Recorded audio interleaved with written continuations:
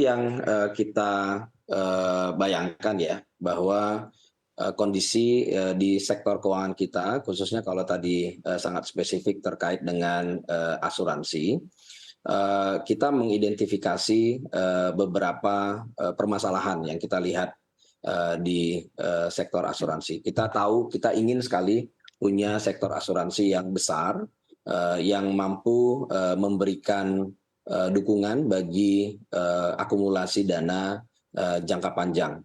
Nah, akan tetapi kita lihat bagaimana dari tahun ke tahun kondisi di sektor asuransi kita ini masih sangat terbatas peranannya. Sebagai contoh, saat ini rasio dari aset eh, industri asuransi kita terhadap PDB itu berada di sekitar 6% dari PDB kita. Nah, ini relatif kecil. Kenapa? Karena kalau kita bandingkan dengan negara tetangga kita, misalnya Malaysia, yang relatif sudah cukup terdevelop sektor asuransinya, itu sudah mendekati sekitar 60% dari PDB-nya. Artinya kita memang masih ketinggalan dalam mengembangkan industri asuransi kita. Nah, salah satu yang kita identifikasi yang cukup besar dampaknya, kenapa kita belum bisa tumbuh cukup kuat untuk asuransi itu adalah tentunya masalah kepercayaan masyarakat dan juga literasi dari masyarakat itu sendiri untuk melihat bahwa produk-produk asuransi itu banyak sekali yang bisa memberikan manfaat perlindungan bagi kehidupan dari masyarakat. Kita sebut saja asuransi kesehatan, asuransi umum, asuransi kendaraan bermotor dan sebagainya. Banyak sekali variasi-variasi, asuransi rumah, asuransi kebakaran dan sebagainya. Ini banyak sekali yang sebenarnya di banyak negara itu sudah mulai semakin menjadi mainstream. Nah, dalam konteks ini kita juga dihadapkan pada konteks ketidakpercayaan itu tadi adalah beberapa kasus yang tadi seperti Mbak Anaka juga sebutkan. Tentunya itu juga semakin menggerus kepercayaan masyarakat terhadap produk-produk asuransi ini. Nah, inilah yang harus kita bangun, bagaimana literasi kita bangun, tetapi bagaimana kita memberikan tambahan penguatan di kepastian hukum untuk sisi industrinya ini, sehingga memang PR-nya masih banyak, masalah-masalah, kasus-kasus yang terjadi itu harus diselesaikan dengan baik dan dengan cepat oleh OJK dan juga aparat yang terkait. Nah, khusus dalam konteks kita memperkenalkan namanya program penjaminan polis, ini juga tidak terlepas dari itu. Kita melihat bahwa ada ruang untuk kita berikan pengaturan yang kuat, memberikan tambahan kepercayaan bagi masyarakat dengan memberikan juga perlindungan bagi polis yang mereka sudah bayarkan. Nah, dalam konteks ini kita harus hati-hati bahwa dalam menyiapkan program penjaminan polis ini, tentunya asuransinya, sektor asuransinya harus sudah relatif sehat dulu. Dengan demikian kita berikan timeline yang cukup prudent, cukup hati-hati. Pemerintah bersama dengan OJK melihat roadmap dari penerapan dari program penjaminan polis ini kita siapkan dalam 5 tahun ke depan, sehingga OJK dan bersama dengan otoritas terkait juga akan menyiapkan sektor asuransi ini, industri asuransi ini untuk benar-benar disehatkan dulu, sehingga nanti pas ketika kita memulai program penjaminan polisnya ini sudah dalam kondisi industri yang sudah lebih sehat, dan sehingga ketika kita memberikan penjaminan polis bagi pemilik polis asuransi, ini akan memberikan tambahan boost bagi kepercayaan masyarakat bagi produk asuransi tersebut. Baik, Anda melihat seperti apa ketangguhan LPS karena tugasnya menjadi double saat ini tidak hanya untuk penjaminan simpanan perbankan tapi juga penjaminan polis? Inilah tadi kenapa kita siapkan dengan hati-hati, dengan prudent. Kita siapkan namanya roadmap 5 tahun ke depan. Nah, artinya kita harus siapkan juga industrinya, tadi saya sudah jelaskan. Kita siapkan juga OJK dalam konteks bagaimana dia melakukan pengawasan dengan lebih baik, penyelesaian masalah dengan lebih baik, sehingga asuransi-asuransi yang ada juga bisa lebih kuat secara performance korporasinya dan kemampuannya untuk menyediakan instrumen-instrumen produk-produk yang menarik tetapi juga tetap prudent kepada masyarakat itu juga semakin meningkat. Ini kita harapkan dalam 5 tahun ke depan.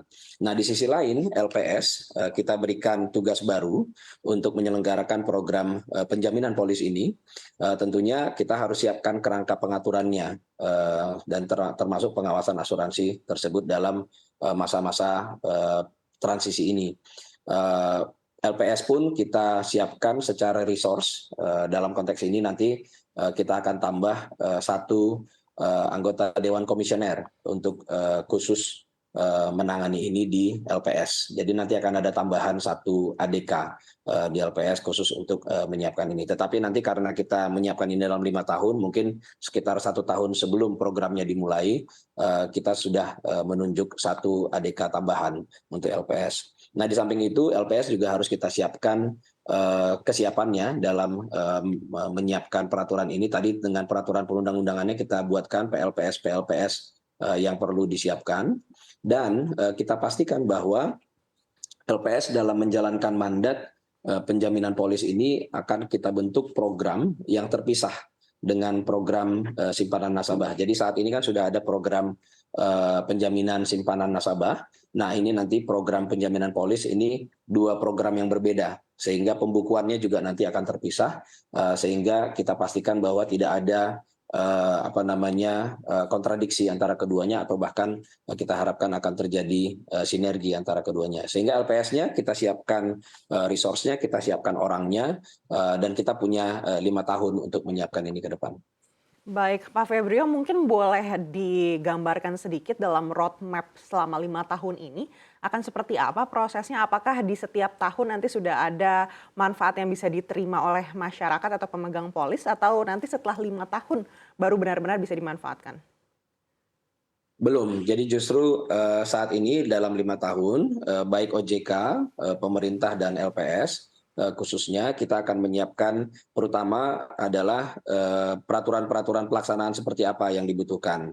Pertama tentunya syarat dari perusahaan asuransi yang dapat menjadi anggota dari program penjaminan polis ini harus ditetapkan. Tentunya kita tidak gegabah, ini harus hati-hati kita definisikan perusahaan asuransi seperti apa yang akan boleh menjadi peserta program penjaminan polis. Lalu produk asuransi seperti apa yang boleh menjadi peserta bagi program penjaminan polis ini.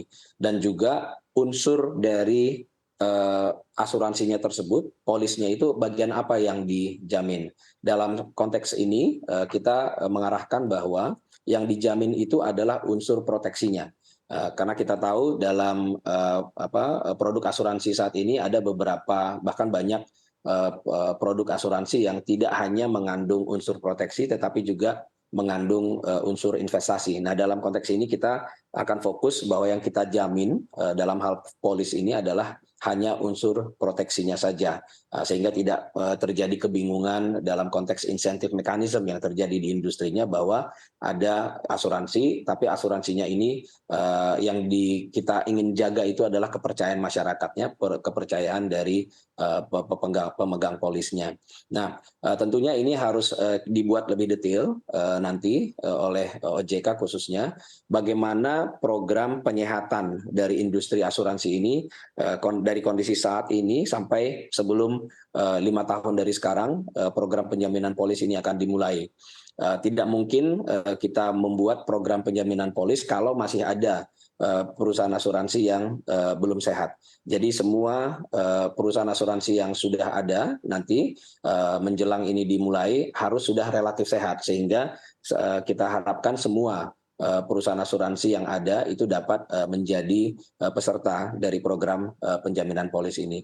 Dalam konteks ini penguatan pengawasan dan pengaturan oleh OJK saat ini sampai nanti menjelang program penjaminan polis ini dimulai tentu harus diperkuat sehingga bahkan OJK itu diharapkan bisa semakin kredibel dan semakin kuat dalam mengawasi dan bahkan pada saatnya kalau dibutuhkan itu bisa diputuskan untuk opsi-opsi untuk bahkan pencabutan izin usaha oleh OJK. Disinilah kita harapkan dalam masa transisi ini kita siapkan industrinya OJK dan juga LPS bersama-sama sehingga nanti ketika ini diimplementasikan semuanya sudah siap.